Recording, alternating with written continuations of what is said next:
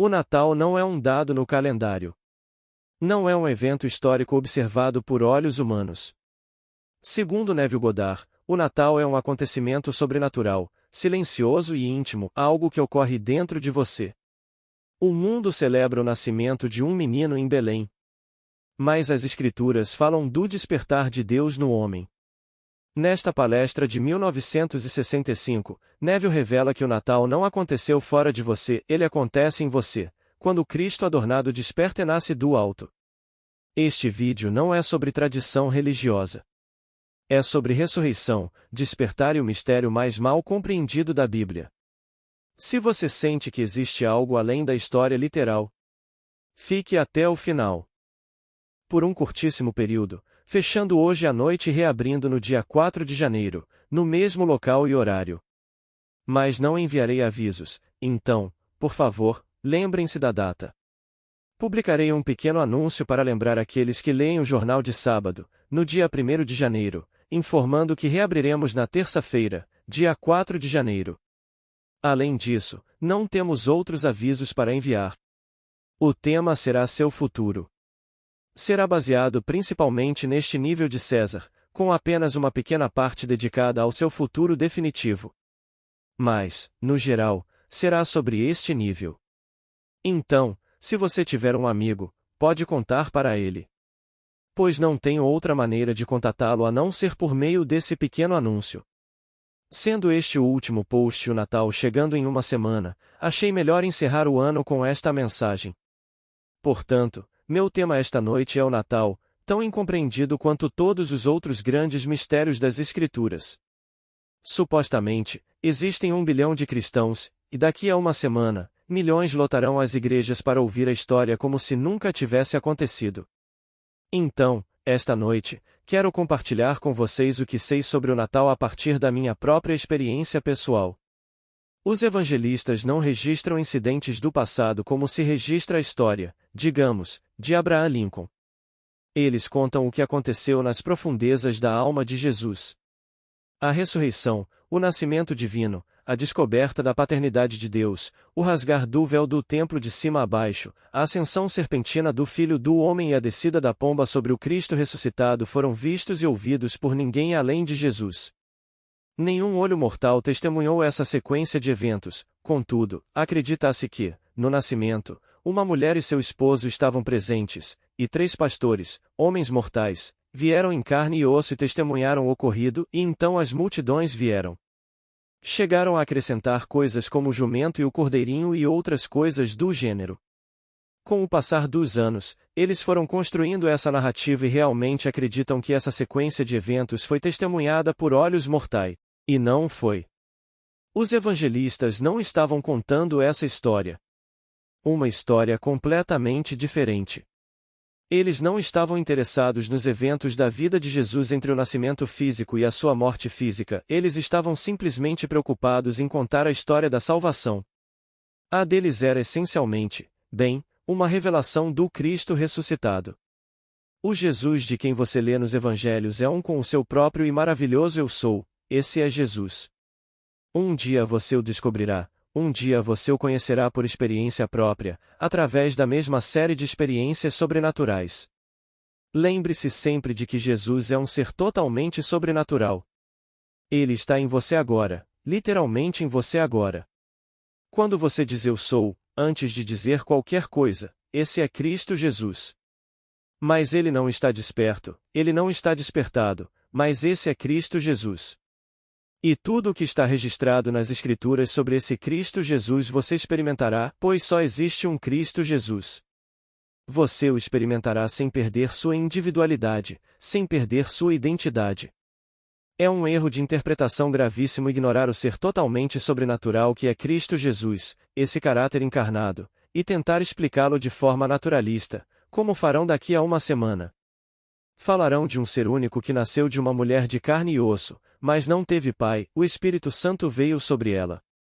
Se interpretarmos dessa forma, então declararemos: eu sou Maria e devo dar à luz a Deus para viver em bem-aventurança agora e para sempre.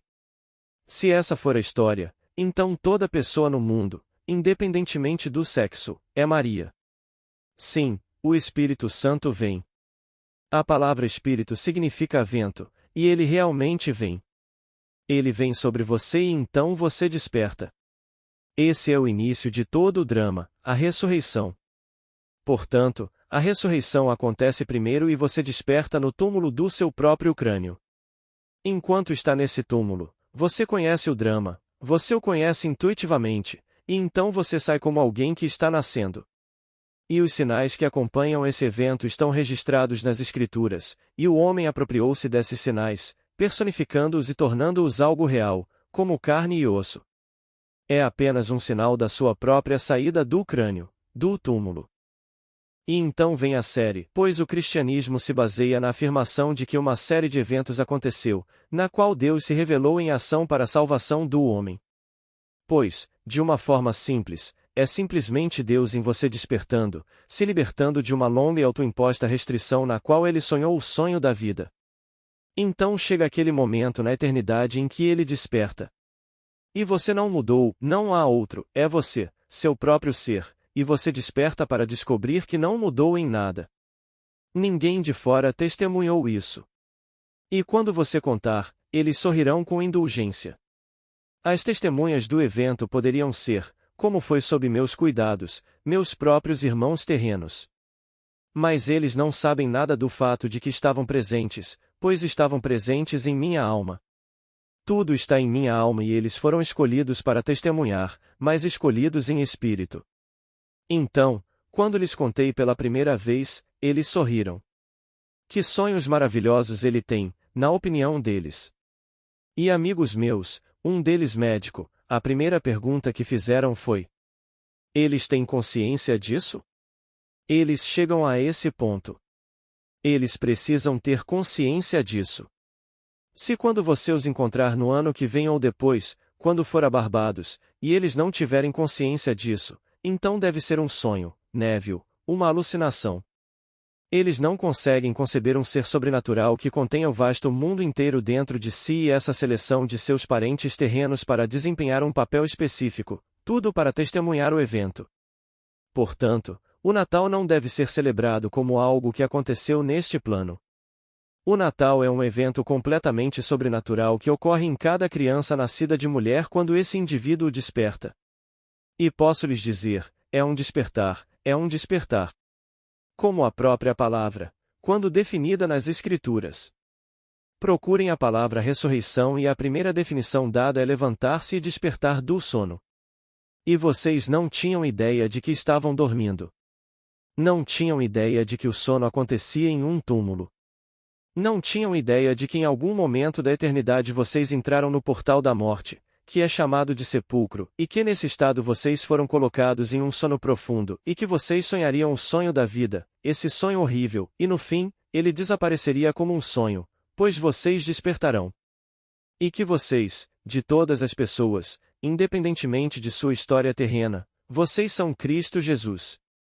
Você caminha pela terra completamente desconhecido pelos 3 bilhões que caminham com você. Eles passam por você e você não é reconhecido, então é ignorado.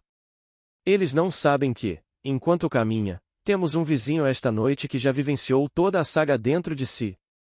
Ele pode ser o mais pobre do bairro e, portanto, indesejado, pois o homem, no mundo de César, julga pelos pequenos títulos, pelas pequenas honras terrenas.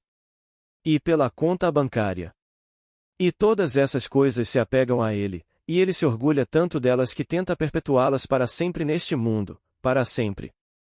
E alguém chega sem bens terrenos, não tem nada, mas tudo se desenrola dentro dele. Sua partida deste mundo será marcada quando, no último instante, ele se despir dessa vestimenta pela última vez. Mas todos os outros são restaurados à vida para representar e continuar a representar esses papéis e todos esses relacionamentos até que isso aconteça no indivíduo.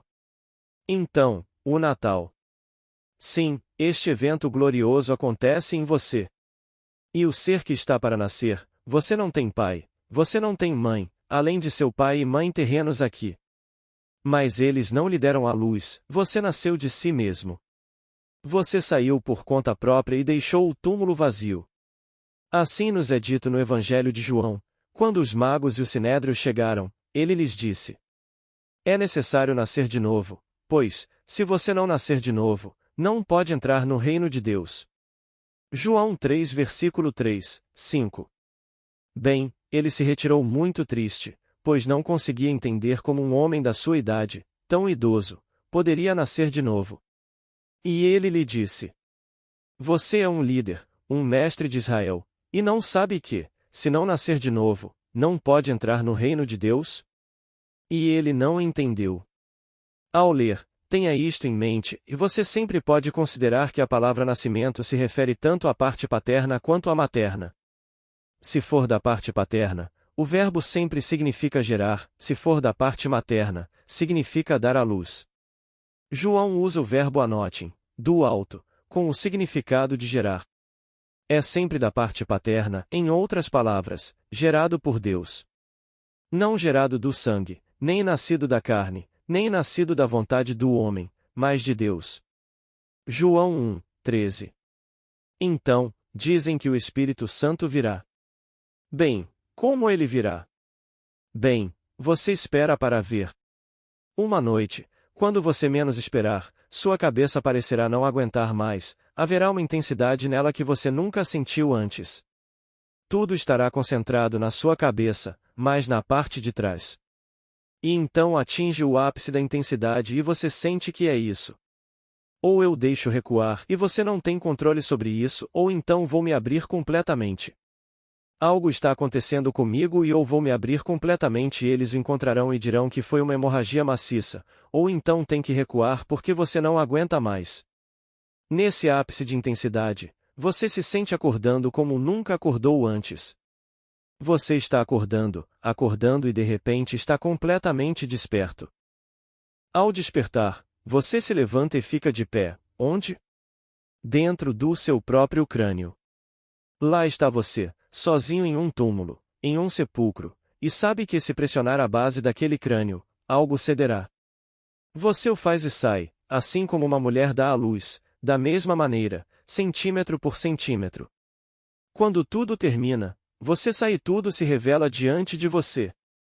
As testemunhas e o bebê envolto em panos. Você é invisível para aqueles que testemunharam o evento. Eles veem apenas a placa com o ou o testemunho do que aconteceu com você. Então você lê as Escrituras antigas, o Antigo Testamento, procurando por alguma indicação ou prenúncio desse evento. Você o encontrará.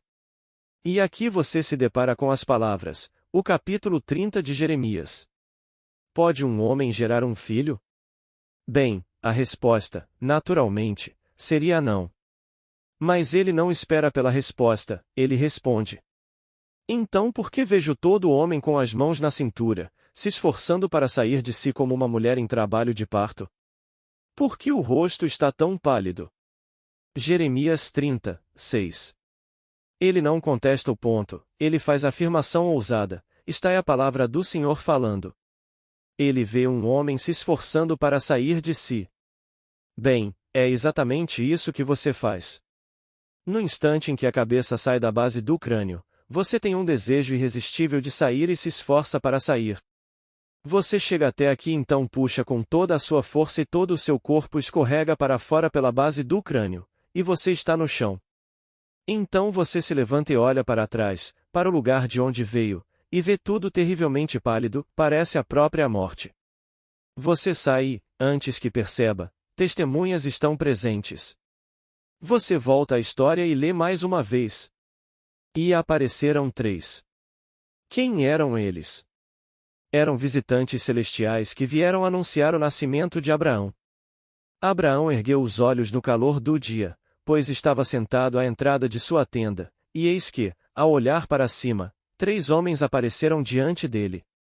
Ele não os viu se aproximando. Eles apareceram do nada, pararam diante dele e testemunharam o fato de que ele teria e daria à luz um filho chamado Riso. Pois o nome dele é Isaque, e ele rirá. Gênesis 18, 2. É por isso que o nome é Isaque, significa ele ri, exatamente o que o pequeno símbolo representa quando você o segura em suas mãos. Então, esse é o Natal, o único Natal do mundo, e ele chega a todos os homens e mulheres do mundo. E assim, Até que você entenda isso de verdade, você se perde nessa estranha concepção do que o Natal realmente é. O Natal chega para cada um no seu devido tempo.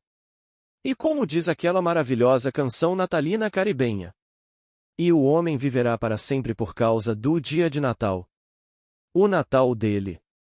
Ele agora é o ser imortal. Até lá, ele morre, ressuscita para morrer, e o ciclo continua até que o seu dia de Natal chegue. Então ele entra na imortalidade para uma herança, como é dito no primeiro capítulo da Epístola de Pedro. Pois fomos regenerados pela ressurreição de Jesus Cristo dentre os mortos para uma herança incorruptível, incontaminável e imarcessível. Não pode perder o brilho, é para sempre. É incorruptível e completamente imaculado.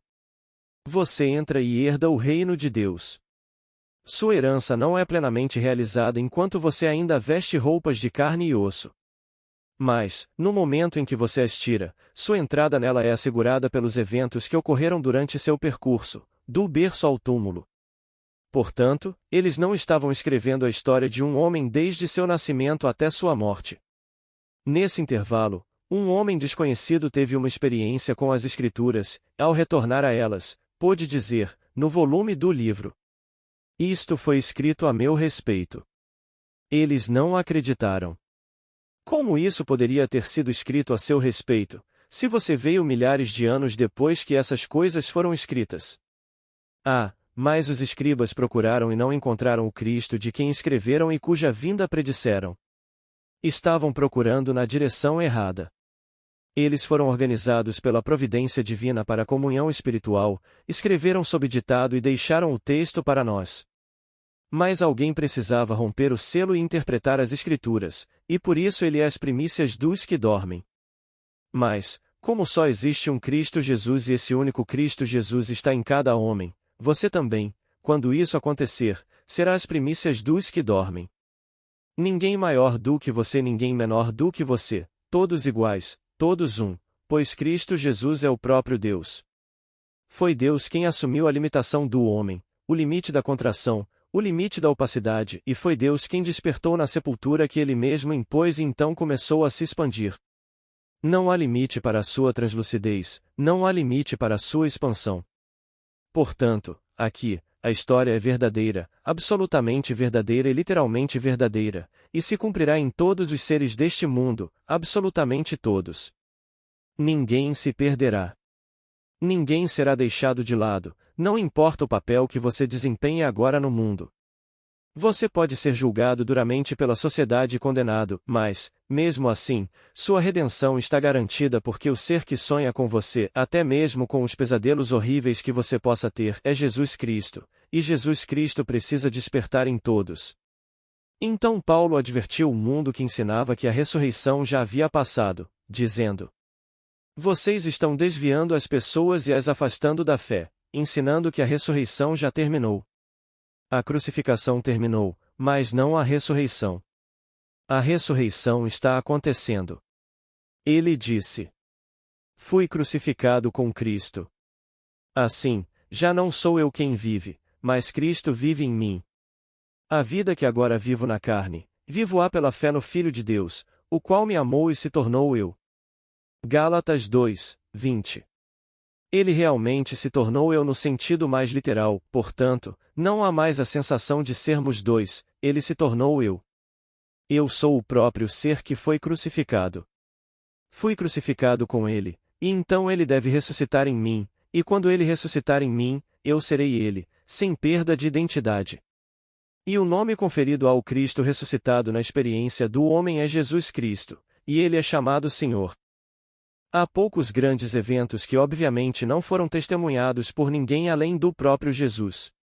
O evangelho mais antigo é Marcos. Ele não é colocado cronologicamente como o primeiro, Mateus vem primeiro, depois Marcos, mas todos os estudiosos concordam que Marcos é o evangelho mais antigo. A partir de Marcos, Mateus e Lucas o tomaram como fonte e alegaram ter uma melhor organização do material original. Mas o mais antigo é Marcos, e o primeiro evento que ele registra é a descida da pomba. Ao ler repetidamente, desafio qualquer um a encontrar, na descrição do primeiro capítulo de Marcos, qualquer menção a uma testemunha que não seja o próprio Jesus. Não houve testemunha da descida do Espírito Santo em forma de pomba. Apenas Jesus. Portanto, você pode acreditar na palavra dele ou não. Então Jesus, no homem, revela o que aconteceu e conta exatamente o que aconteceu na ordem em que aconteceu. Ele diz que os primeiros serão os últimos e os últimos serão os primeiros. Bem, o primeiro evento registrado é a pomba, é o último a acontecer. E o que é o último? O que é este? O nascimento, chamado de primeiro. Certo, o nascimento vem logo após a ressurreição. O último evento é a ressurreição, conforme registrado em todos os relatos. Esse é o último, é o primeiro. E o primeiro evento registrado em Marcos, a pomba, esse é o último. Os últimos serão os primeiros e os primeiros serão os últimos. Isso não significa que você venha a este mundo depois dos outros, e sendo o último, você será o primeiro, e aqueles que vieram primeiro serão os últimos. Não, a sequência de eventos é invertida. E o último evento registrado é a ressurreição. Será o primeiro.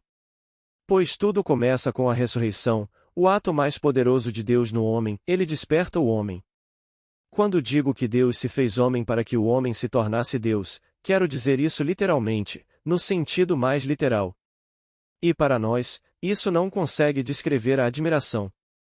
Você não consegue descrever o sentimento que o possui quando volta às escrituras antigas. Em 1965, isso acontece com você. Você volta e lê um livro. No volume do livro escrito séculos atrás, tudo estava registrado e tudo era sobre você. Então você pode dizer a qualquer pessoa, e isso foi escrito sobre mim. Então, toda vez que ele cita as Escrituras. O livro de Lucas, as primeiras palavras que lhe vêm à boca são do capítulo 61 de Isaías, e ele diz: esta passagem da Escritura se cumpriu hoje. O Espírito do Senhor está sobre mim, ele me ungiu para pregar boas novas aos pobres e libertar os cativos. Versículo 1. Então ele fecha o livro e diz que tudo se cumpriu naquele dia. Ele está dizendo o que aconteceu com ele. Fechou o livro, entregou-o ao assistente e sentou-se, e todos os olhares estavam voltados para ele. Lucas 4, 18. Todos o conheciam. Ora, aquele homem é filho de José. Conheço os irmãos dele, se as irmãs dele estão conosco hoje. Do que ele está falando? Eles estavam encarando a situação dessa forma. Não é nada disso. Então eu podia dizer aos meus irmãos: vocês testemunharam, e agora eu brinco com eles sobre isso. Posso dizer a Laurence, aquele que encontrou a criança. E este é o bebê envolto em panos. Você não pode ir primeiro, eu preciso ir preparar o lugar para você. Eu brinco com ele o tempo todo. Ele é meu irmão, que é médico, e não tem estado muito bem, então, para animá-lo, eu digo: afinal, eu posso ser o irmão mais novo também, mas tenho que ir primeiro. Como você pode ir antes de mim? Você não tem para onde ir a menos que eu vá preparar o lugar para você. Então, divirta-se, porque eu ainda não vou. Apenas divirta-se, relaxe. Isso o anima um pouco. Mas ele está brincando. Afinal, irmãos são irmãos, e todos conhecemos as fraquezas uns dos outros. Não tem nada a ver com nossa posição neste mundo. Se tivesse algo a ver com posição social, então todos aqueles que são socialmente proeminentes, intelectualmente brilhantes, financeiramente estáveis, seriam escolhidos um a um. Não é a ordem de Deus. Todos estão sendo formados em ordem, ele nos chama de acordo com o seu propósito, o propósito que ele estabeleceu em Cristo Jesus como um plano para a plenitude dos tempos. Efésios 1, 9. Então, quando a plenitude dos tempos chega para o indivíduo, a vontade dele, de acordo com o plano que ele estabeleceu em Cristo, se revela dentro dele. Então ele se autodenomina o caminho. Eis o caminho. Não há outro caminho. Ouço esse argumento o tempo todo. Vou a São Francisco, Nova York, aonde quer que eu vá. Mas certamente, Neville, Deus não negligenciou as centenas de milhões de pessoas em todo o mundo e, portanto, a religião delas é tão verdadeira naquela região quanto esta. Vou me arriscar, ir até o fim, e dizer que só há um caminho para o Pai. Ele disse: Eu sou o caminho, a verdade e a vida. Ninguém vem ao Pai senão por mim. Este é o único caminho e a sequência que expliquei a vocês, a sequência que nomeei. Começa com a ressurreição, a segunda é o nascimento do alto, a terceira é a descoberta da paternidade de Deus por meio de seu Filho e somente por meio de seu Filho. O Filho não é Jesus Cristo é Deus Pai. O Filho é Davi. Todo o vasto Antigo Testamento foi inspirado pelo Espírito de Cristo.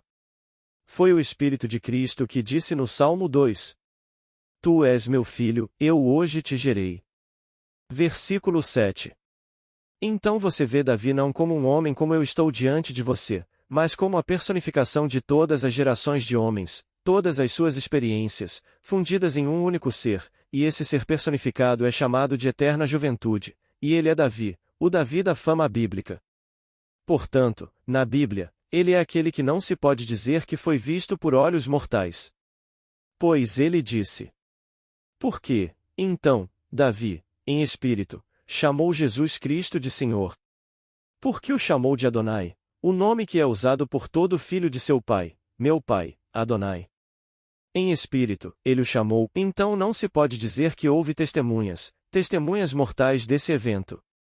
Você lê isso nas Escrituras. Então, como ele disse, ele me chamou de pai. Então eu sou um pai.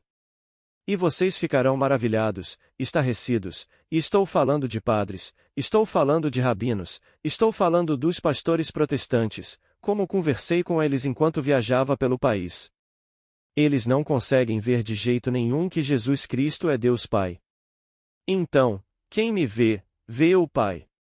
Como, pois, podes dizer: Mostra-nos o Pai? Há tanto tempo estou contigo, Filipe, e ainda não me conheces? Quem me vê, vê o Pai. João 14, 8. E então, como vocês saberiam que ele é um Pai? Ninguém conhece o Filho, senão o Pai, e ninguém conhece o Pai, senão o Filho e aquele a quem o Filho quiser revelar.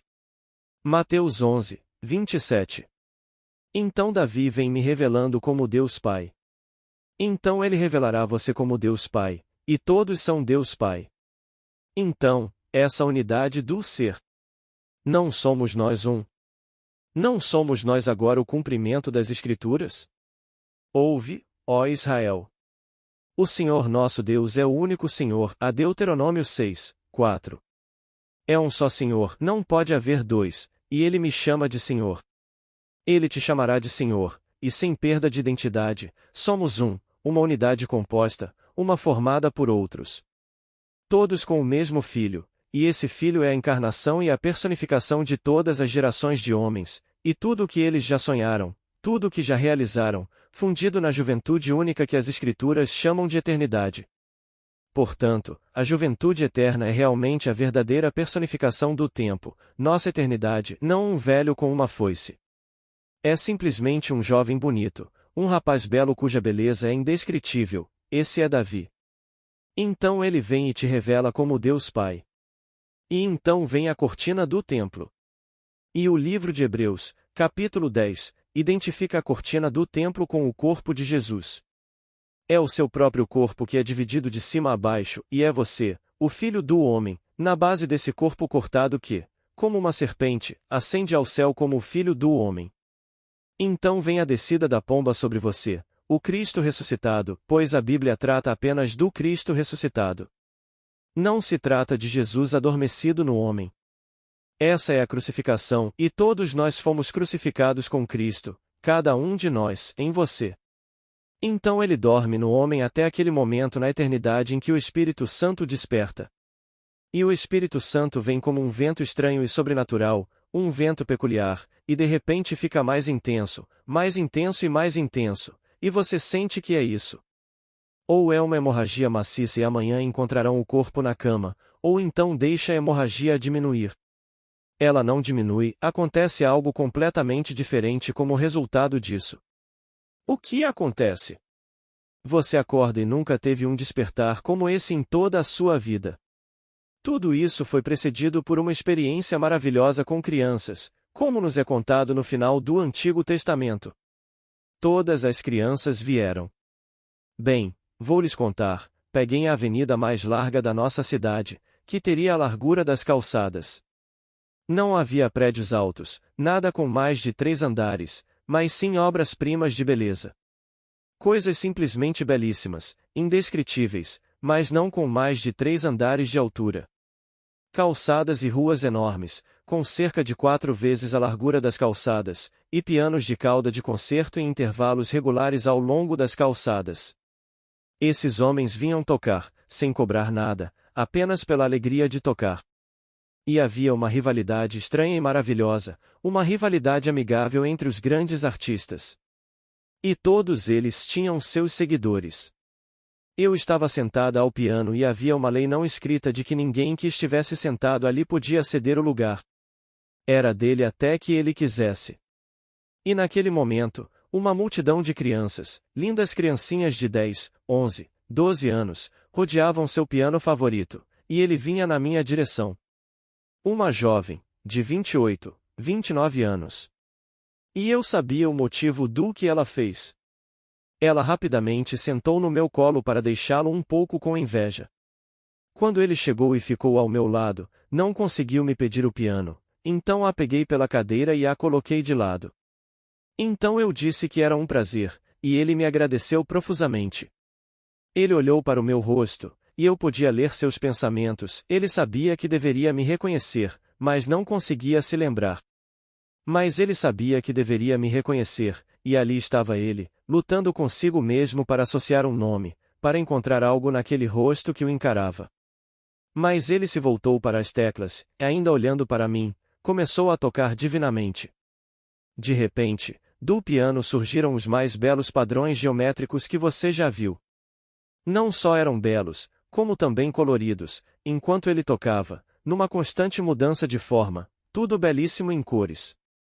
Enquanto eu observava e contemplava essa maravilhosa demonstração de beleza que emanava de sua música, eu a paralisei.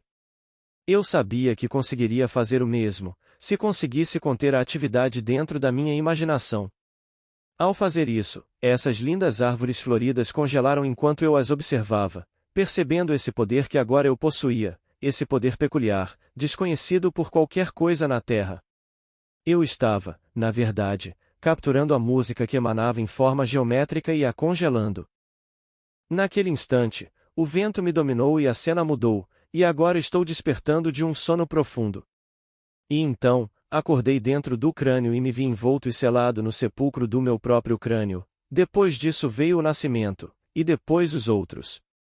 E o choque, o temor e a sensação peculiar que me dominaram quando reli as escrituras antigas e encontrei todas essas indicações e todos esses presságios, que realmente estava escrito no Salmo 40.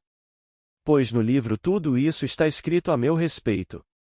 E eu não sabia que estava escrito a meu respeito. Pois eu era um dos bilhões de cristãos que, quando criança, acordavam cedo na manhã de Natal, às 4 da manhã, o culto começava às 5, e nós o aguardávamos ansiosamente. Acordávamos às 4, todos vestidos, a caminho da igreja. É claro que eu não entendi a história, mas tínhamos que deixar isso para trás antes de podermos voltar para casa e pegar nossas bolas de futebol e cricket, que sempre eram nossos presentes. Como somos uma família grande e minha mãe não tinha condições de dar um presente para cada um, ela nos deu um presente coletivo, um conjunto de futebol e um de cricket. Era nosso, não meu, não dele, mas nosso. Então aprendemos a jogar juntos, e foi nesse aprendizado, jogando e compartilhando, que eles construíram uma enorme fortuna, porque ainda jogam juntos, ainda compartilham. Ninguém inveja a habilidade de quem é mais qualificado para liderar, todos a usam contra ele. Como no cricket. Se você se sai melhor abrindo o ataque, você joga primeiro. Se você é melhor jogando em quarto, então espere até que a quarta bola seja sua. Assim, você joga de acordo com sua habilidade. Se você não tem talento, Coloque-o no último ataque, tire-o no final. E foi assim que aprendemos a jogar, e os negócios simplesmente seguiram os passos do nosso futebol e do cricket. Mas aqui, como narrado no final do Antigo Testamento. E o Antigo Testamento termina com uma nota de expectativa, o Novo Testamento começa com uma nota de cumprimento. Tudo se cumpre na história do Evangelho. Mas nossos evangelistas não estavam registrando eventos e situações do passado como historiadores, eles estavam simplesmente contando a história da salvação conforme a experimentaram, assim como estou contando a vocês esta noite a história da salvação como ela realmente é. Não por ouvir dizer, estou contando a partir da minha própria experiência. Eu a vivenciei. Não estou escondendo o momento da partida, pois isso já está determinado. Ninguém parte antes da hora e ninguém a adia. Não importa o quão sábio seja o médico e o que ele pense que está fazendo, ele não adia a partida. Partimos na hora certa, assim como chegamos na hora certa. Você e eu nascemos fisicamente pela ação de poderes aparentemente além da nossa compreensão. E o Espírito Santo, quando de fato vem sobre você, você ainda não sabe que é você mesmo. Mas você sente isso como algo externo a você, mas sente isso dentro de si, essa vibração peculiar que é um vento estranho e sobrenatural. Agora, vamos entrar no silêncio. Alguma pergunta, por favor? Pergunta inaudível. Resposta. Bem, João é o último dos evangelhos. Lucas foi separado do seu volume original, porque costumava ser Lucas Atos. E estudiosos, há incontáveis anos, dividiram-no e colocaram Atos como o quinto livro e João como o quarto. Mas Lucas Atos formavam um único volume, escrito pelo mesmo autor, e todos esses autores são desconhecidos. São todos anônimos. Ninguém sabe a identidade de Mateus, Marcos, Lucas e João. Mas, no que diz respeito ao Evangelho de João, existem várias reorganizações do texto. Há uma que é absolutamente linda, mas é tão complexa. Você teria que ver, e por causa de um versículo aqui, eles o pegam e colocam ali, e um capítulo colocam acolá. Como se alguém tivesse ido à gráfica e, antes de chegar lá, o manuscrito tivesse caído e ele não conseguisse colocá-lo de volta. Ele não sabia como colocá-lo de volta na ordem em que lhe foi dado, então fez o melhor que pôde. Mas é óbvio que não está devidamente organizado, o final de um capítulo não dá continuidade ao seguinte. E, no entanto, sabemos que os textos antigos não tinham capítulos, parágrafos ou sinais de pontuação, eram simplesmente uma linha após a outra. Eram escritos em pergaminho, e esses pergaminhos simplesmente se soltavam, e quando reorganizados, não se encaixavam. Mas alguns estudiosos fizeram um trabalho maravilhoso, e eu tenho em casa uma versão organizada do Evangelho de João que é absolutamente fantástica. Não foi impressa, mas está escrito em negrito. Se você seguir esta ordem, terá um significado maior, uma sequência maior. Mas Lucas e Atos formavam um único livro. João os divide, sendo João o quarto evangelho e Atos tornando-se um livro à parte, onde Paulo, o personagem, é apresentado pela primeira vez. Ele testemunha a morte do primeiro mártir e consente com sua morte, sendo então cegado pela luz. Ninguém admitirá que seus olhos mortais viram aquilo. Ali, ele viu o Cristo ressuscitado em sua forma glorificada e, tendo perseguido o povo do caminho, foi demais para ele. Mas ele era um instrumento escolhido. Apesar de sua intensa violência, ele podia ser usado, pois era tão intenso para o bem quanto para o mal, ele não era morno. Assim, Atos introduz Paulo nas Escrituras. Mas o mesmo autor que escreveu Lucas escreveu Atos. Pergunta inaudível. Resposta. Seu primeiro nome era Saul e sua transformação o mudou para Paulo. Saul, Saul, por que me persegues? Ele é chamado de Saul, assim como Jacó foi quem lutou com o Senhor durante a noite e então foi transformado em Israel. Então seu nome se tornou Israel. Encontramos essas estranhas mudanças de nomes nas Escrituras. Uma mudança de nome é uma mudança de identidade. Tivemos em Nova York um homem que morreu no ano passado, ele era conhecido como o Pai Divino, e eu acho que, na verdade, ele foi completamente incompreendido. Eu o encontrei 2 vezes. Um sujeito pequeno, não era maior do que isso. Cabelo, nem um fio de cabelo na cabeça, igualzinho a uma bola de bilhar. Mas quando ele morava no Harlem, ele equivalia a 1000 policiais. Sua presença era equivalente a de 1000 policiais, e todos eles dirão isso hoje. A onda de crimes diminuiu bastante por causa dessa presença. Mesmo assim, ele tinha lojas por toda parte, barbearias, restaurantes, lavanderias, por toda parte.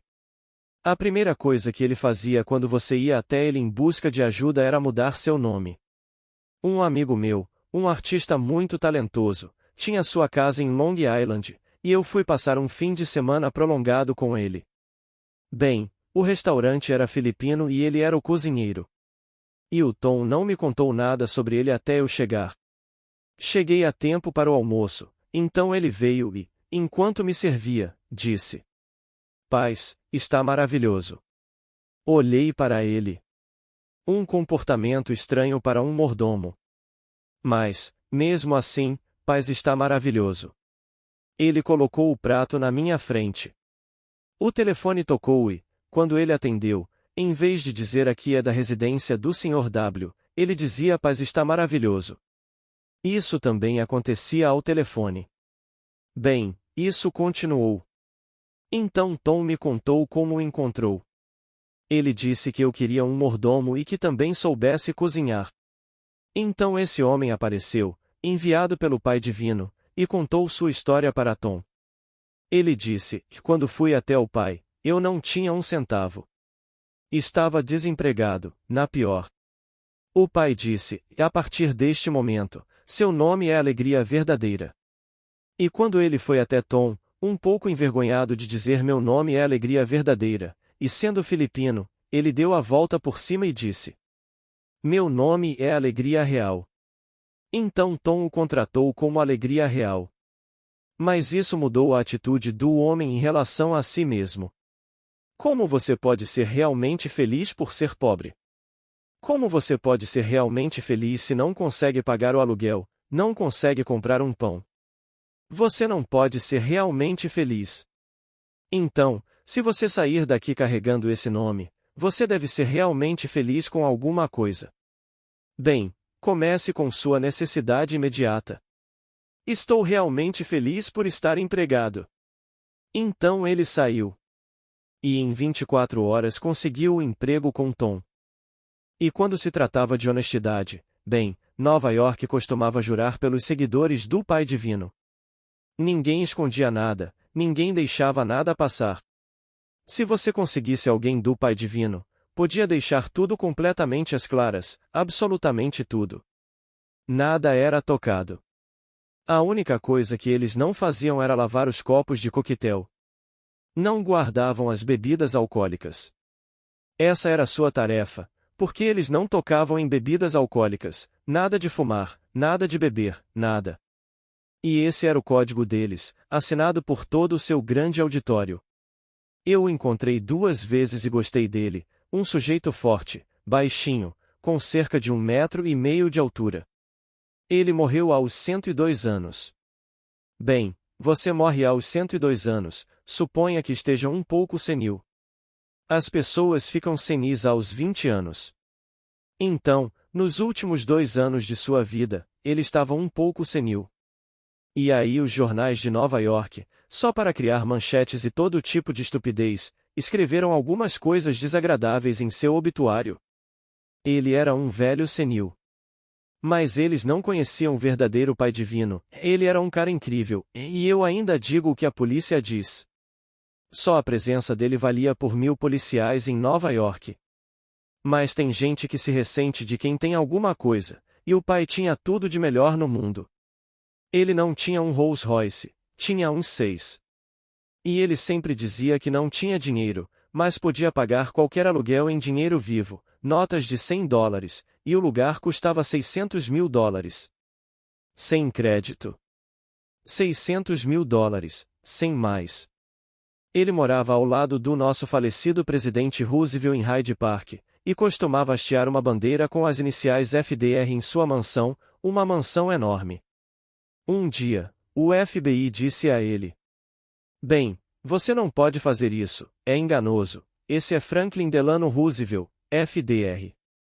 Ele respondeu: Quem disse que esse é Franklin Delano Roosevelt? Isso significa que o Pai Divino está presente. FDR. E foi isso que ele fez. No início, era simplesmente uma multidão enorme de carros, todos novos, cheios de uma multidão alegre e maravilhosa. Eles eram felizes, sempre felizes. Visitei casas onde eles trabalhavam. Eram impecáveis e tão honestos quanto qualquer pessoa que já pisou nesta terra. Ninguém trancava nada quando alguém do Pai Divino vinha para limpar ou prestar qualquer serviço. Um dia, a polícia, estupidamente, ou algum político querendo chamar a atenção, ofendeu o pai. A cidade foi para Filadélfia, e então o Harlem realmente se tornou um lugar importante. Mas não enquanto o pai estava no Harlem. Mas voltando ao assunto, o segredo dele era mudar o nome do homem. O nome que ele carregava não estava dando frutos. E os nomes que ele usava eram realmente maravilhosos, sempre alegres, sempre joviais.